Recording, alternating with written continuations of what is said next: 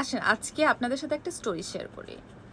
আমার একটা x colleague সে নতুন অফিসে জয়েন করার পরে সে আমাকে টেক্সট পাঠাইছে যে, আপু আমি কি আমার ব্রেনটা ওই অফিসে ফেলে আসছি? তখন আমি ভাবলাম কি রে, কি হলো? ও মনে হয় নতুন অফিসে জয়েন করলো, তার মানে হচ্ছে একটু হয়তো বা কাজের প্রেশার বেশি বেড়ে গেছে, ব্রেনটা একটু বেশি খাটাতে হচ্ছে, যার কারণে ও আসলে বুঝতে পারতেছে না কি করবে। তো আমি ওকে একটু মোটিভেট করার জন্য ওকে খুব সুন্দর করে জ্ঞান দিলাম যে ঠিক আছে, কোনো ব্যাপার নেই, এরকম নতুন অফিসে জয়েন করলে একটু কাজের প্রেশার বাড়ে, সমস্যা নেই, ব্রেনটাকে একটু কাজে লাগাও, ইউটিলাইজ করো, ভালো হবে, আস্তে আস্তে ঠিক হয়ে যাবে ব্রেনটা। আরও অনেক অনেক ব্লাবলা কথা বললাম ব্রেন নিয়ে। তারপরে সে আমাকে ভয়েস SMS পাঠায়, বলল যে আপু ওই যে আমি বসতাম না, ওই যে বালিশটা, ওই বালিশটার কথা বলছি।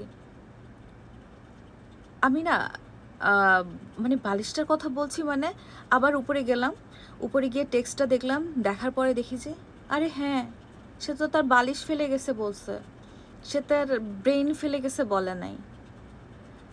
কতক্ষণ সেও হাসলো, আমি নিজে হাসলাম যে হলোটা কি, আমি করলামটা কি। আমি লিটারালি বালিশটাকে পড়লাম, সরি ব্রেনটাকে,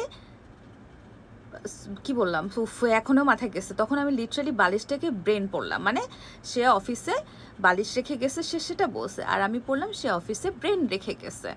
তো এটা বলার কারণ হচ্ছে, আমার মতো এরকম পাগল কে কে আছেন যারা হচ্ছে এরকম ওয়ার্ড একটা উল্টাপাল্টা দেখেন, বা আকার ইকার একটু বেশি দেখেন বা একটু কম দেখেন, এই যে এরকম ওয়ার্ড লেখা থাকে একটা আর আপনি পড়েন আরেকটা, এরপর নিজেই চিন্তা করেন যে আমি কিভাবে ভুল ওয়ার্ডটা বললাম, আসলে কি এই ওয়ার্ডটা বলছে নাকি।